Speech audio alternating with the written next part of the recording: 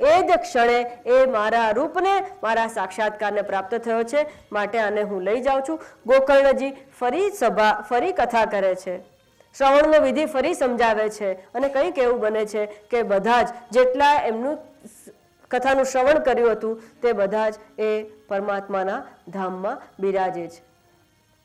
આ બધી વાત એટલા માટે કરવામાં આવે છે કે આપણી અંદર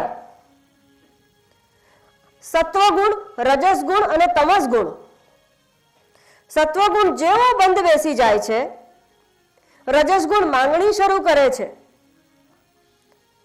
અને એક વસ્તુ શીખીએ કે કોઈ પણ વિરક્ત સંન્યાસી મહાત્માને બહુ વધારે પડતો આગ્રહ કરવો નહીં કે વરદાન આપો જ આપો.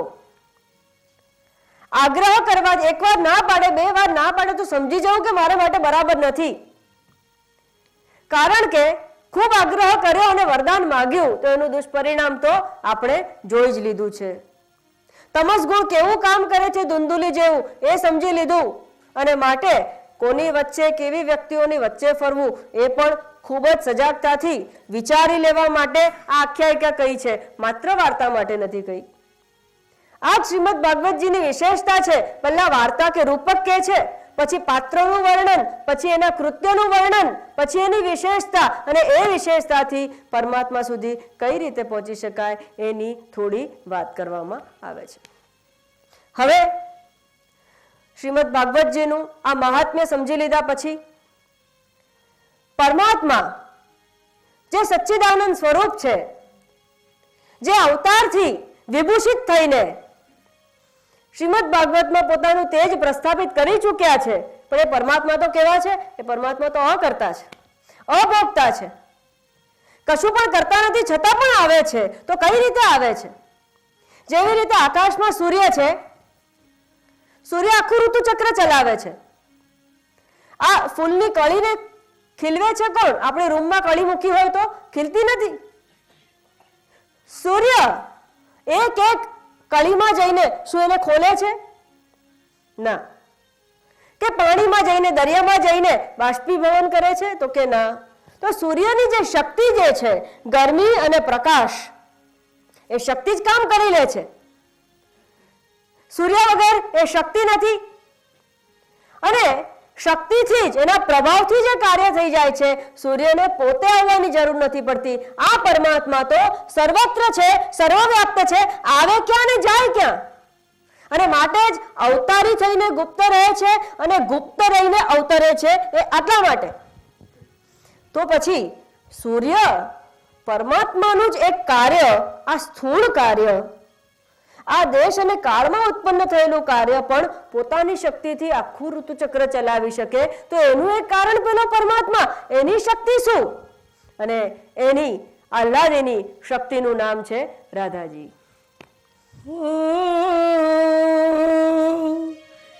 હરિવ્યાપક સર્વત્ર સમાના, પ્રેમ તે પ્રગટ होई में जाना. राम सिया राम सिया राम जय जय राम. राम सिया राम सिया राम जय जय राम. हरिव्यापक सर्वत्र समान, राम सिया राम जय जय राम. हरिव्यापक सर्वत्र समान.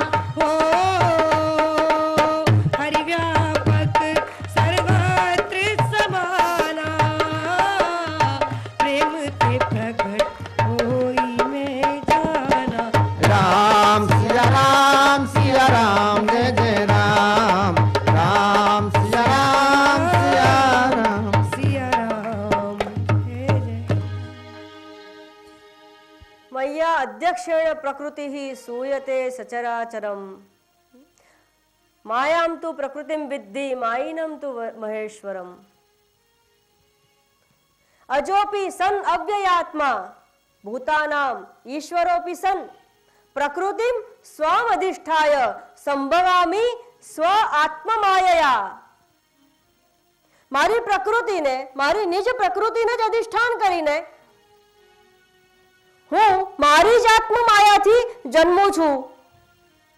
આ મારી નિજ પ્રકૃતિ જે છે, આ મારી નિજ શક્તિ જે છે, એને આહ્લાદિની શક્તિ કહેવામાં આવે છે અને એ આહ્લાદિની શક્તિનું નામ રાધા છે.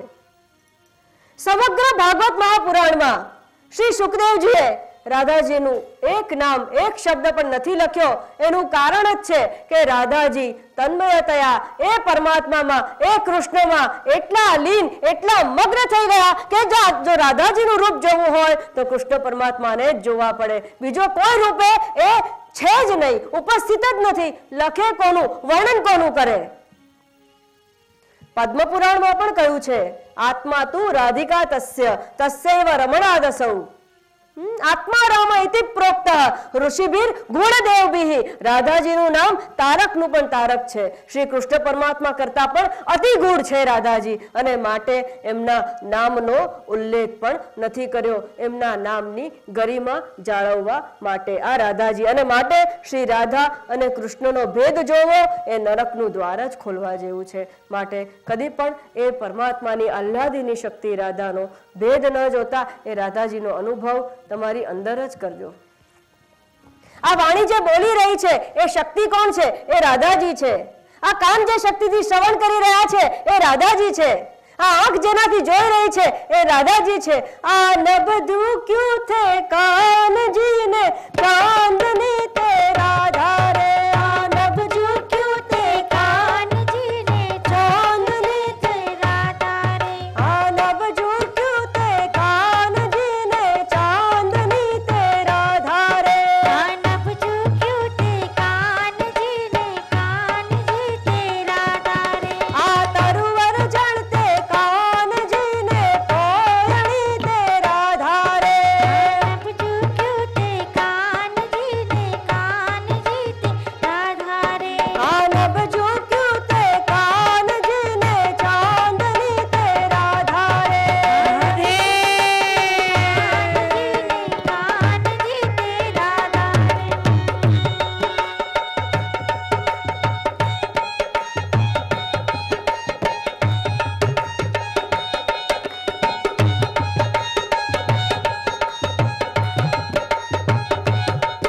આ ચાલ્યા ચરણ તે કાનજી ને પગલી પડે તે રાધા રે. આ ચાલ્યા જાય તે કાનજી ને પગલી પડે તે રાધા રે. આ કેશ ગુથ્યા તે કાનજી ને સેથી પડે તે રાધા રે. આ કેશ ગુથ્યા તે કાનજી ને સેથી પડે તે રાધા રે. આ નભ ઝૂક્યું તે કાનજી ને ચાંદની તે રાધા રે. આ નભ ઝૂક્યું તે કાનજી ને ચાલ પડે તે રાધા રે.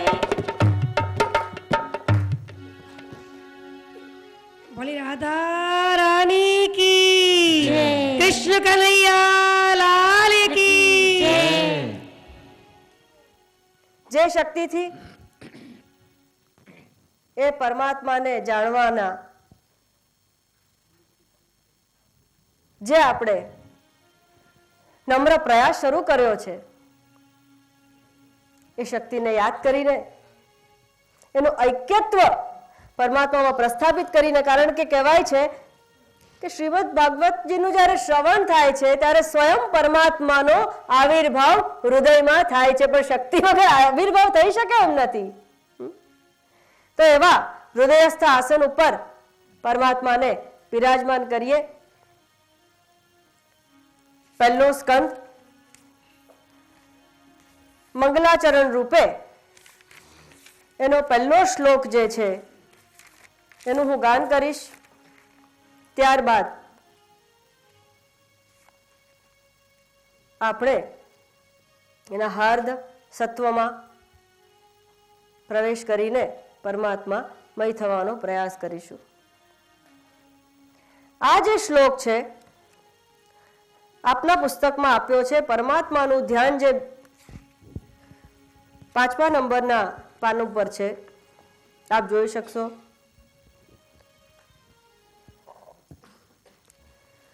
જન્માદ્યસ્ય યતોન્વયાદિતરતઃ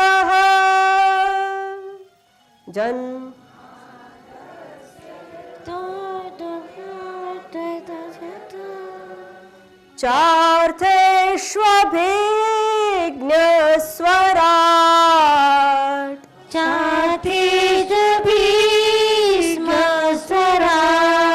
તેને બ્રહ્મરુદાય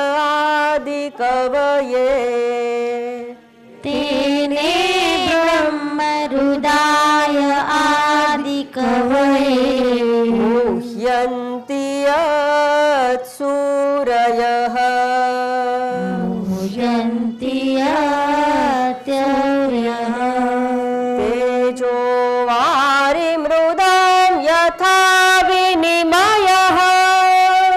તેજો વારિમૃદાં યથા વિનિમયઃ યત્ર ત્રિસર્ગો મૃષા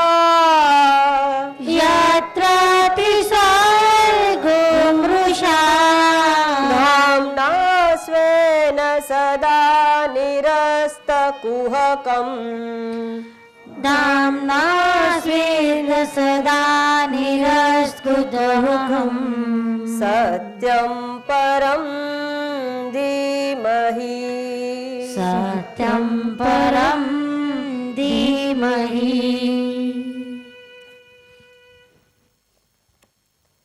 પહેલા 3 શ્લોકમાં સંપૂર્ણ શ્રીમદ ભાગવતજીનો સાર આપવામાં આવ્યો છે. શબ્દાર્થ જોઈએ.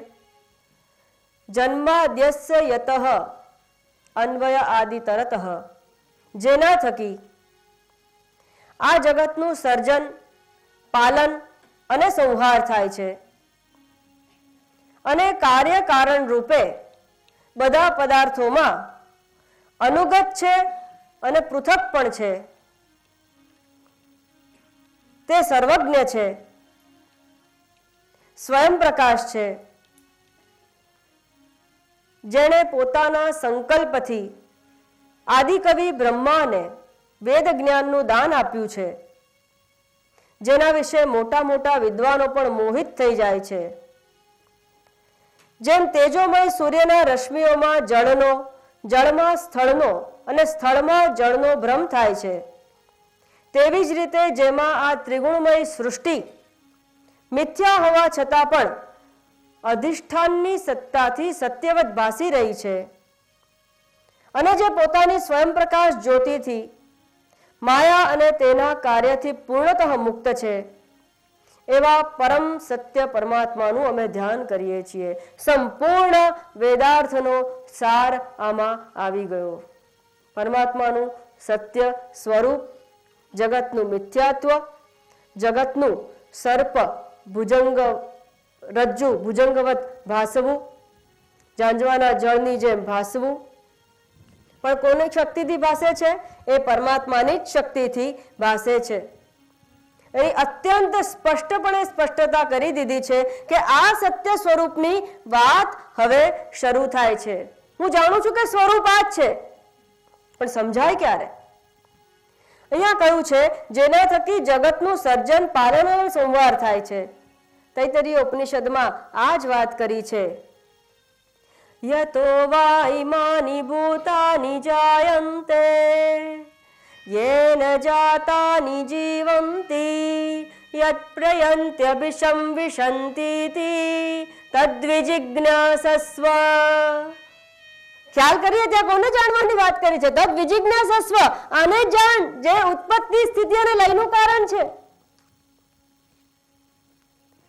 એક જ વાત, એક જ પરમાત્માની વાત કરવામાં આવી છે.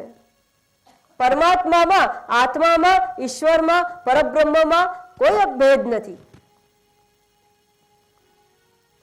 એવા આ પરમાત્મા કેવા છે? કાર્ય અને કારણ રૂપે બધા પદાર્થમાં અનુગત છે. કાર્ય અને કારણ રૂપે બધા પદાર્થમાં અનુગત છે, એટલું સમજવા માટે માત્ર એક જ દ્રષ્ટાંત જોઈએ. એક માટીનો પિંડ છે. એ માટીના પિંડમાંથી જ્યારે ઘડો બનાવવામાં આવે છે, એટલે કે એની ઉપર નામ અને રૂપ આરોપિત કરવામાં આવે છે, તો ઘડાના પ્રત્યેક કણમાં ઘડાનું કારણ શું છે? તો કે માટી. આ માટી ઘડાની સર્વત્ર વ્યાપ્ત છે આ માટી. તો વધારાનું શું છે? નામ અને રૂપ જે છે એ તો ઉપર થોપાયા છે. વાચારંભણમ વિકારો નામધેયમ મૃત્તિકા એવ સત્યમ. આટલા સુધી તો બરાબર છે કે ભાઈ અનુગત છે.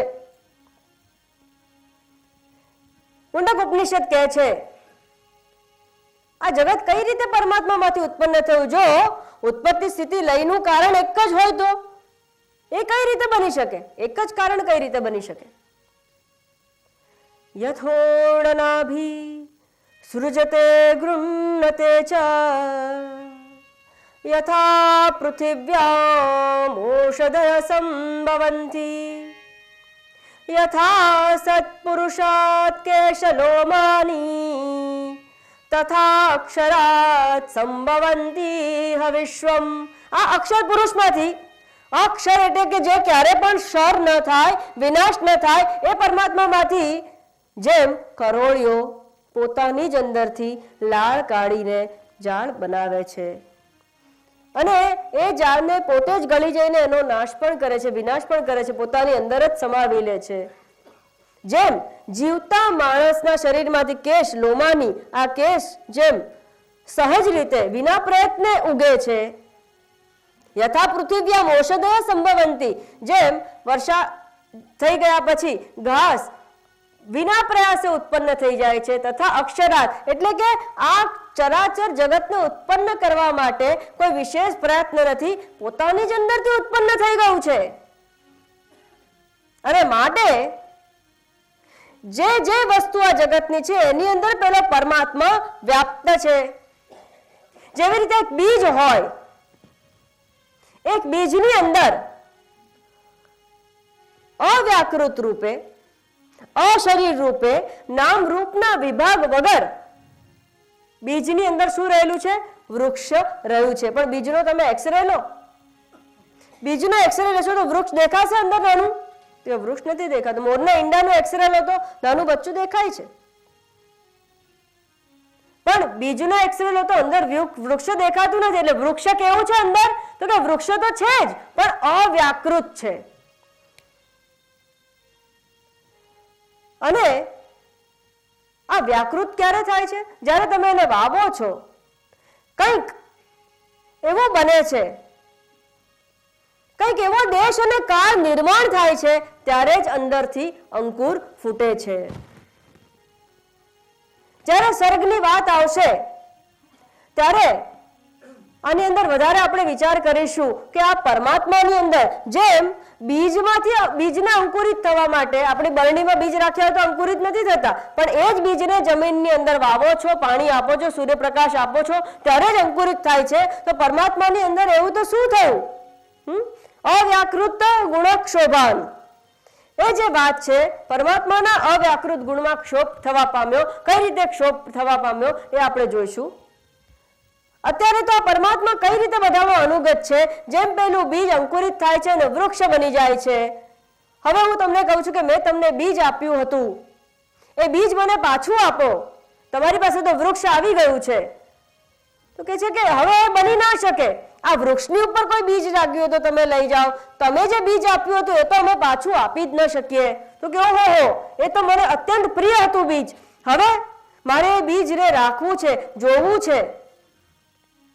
તો કે તમારે જો બીજને અડવું હોય તો વૃક્ષના કોઈ પણ ભાગને અડી લો તો બીજનો સ્પર્શ થઈ જશે.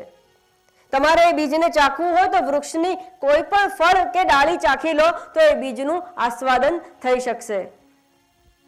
પરમાત્માને જોવો છે, પરમાત્માને અડવો છે, સૂંઘવો છે, સ્પર્શન કરવું છે. આ પરમાત્મામય જ આખું જગત છે. કોઈ પણ વસ્તુને અડી લો તો એ પરમાત્માને જ સ્પર્શ થશે. પણ ક્યારે સમજાય?